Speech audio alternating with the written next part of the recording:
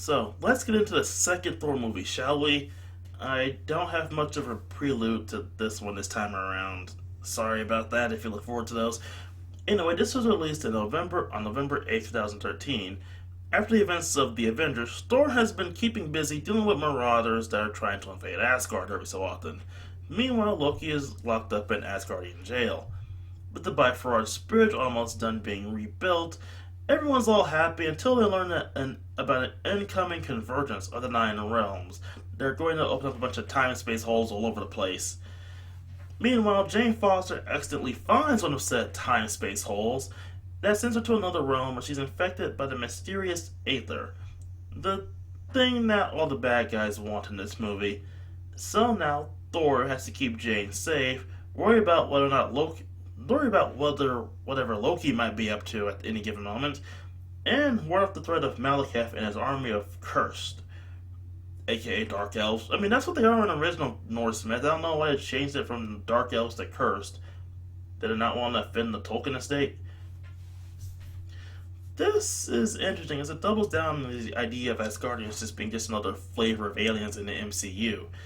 And what that entails, we get to see a lot more of the technological side and space travel side of the Asgardians, and not just their whole warrior culture situation. It's also interesting to see Thor and Loki's mother and how she interacts with the pair. It seems like she's the one of the very few people that understand how Loki works and thinks, and she almost sways him on to the good guy side for a minute. I mean, she has to die to do it, but she almost does it. For all the good there is with Thor and the other Asgardians, everything about the curse just doesn't ultimately work. They feel no different from any standard flavor of standard Mook enemies that show up in anything like the bad guys in the Avengers turned out to be. It just feels like they're just the Asgardian improved version of them. I forgot what they're called, honestly.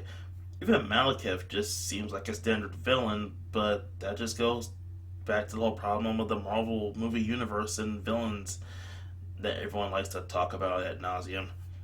I will say that the final battle is just glorious. To take advantage of the whole jumping through multiple holes in time and space thing, and have Thor and Malekith jump all over the place fighting each other between different realities, like throwing attacks in one reality and then have them rocket back into the reality they're fighting in, or throwing themselves into that reality and hit another attack. The fighting is awesome, the choreography is awesome, and it's hard to describe this because again, it's a lot of metaphysical shenanigans going around that should be impossible, but because of the situation they're in, it is possible. Okay, to try and explain it, think about if Portal wasn't a puzzle game, but instead a fighting game. Then you have this scene, and it's glorious, just as glorious as you think it is. You have to say this is a great personal story for Thor with a great climax. Even though the villain isn't that great, it ultimately gets upstaged by Loki in the end because, Loki. But oh boy, the cliffhanger that they leave this movie out on in the post-credit sequence are just some of the best ones Marvel has ever thought up. Just A plus on those two fronts.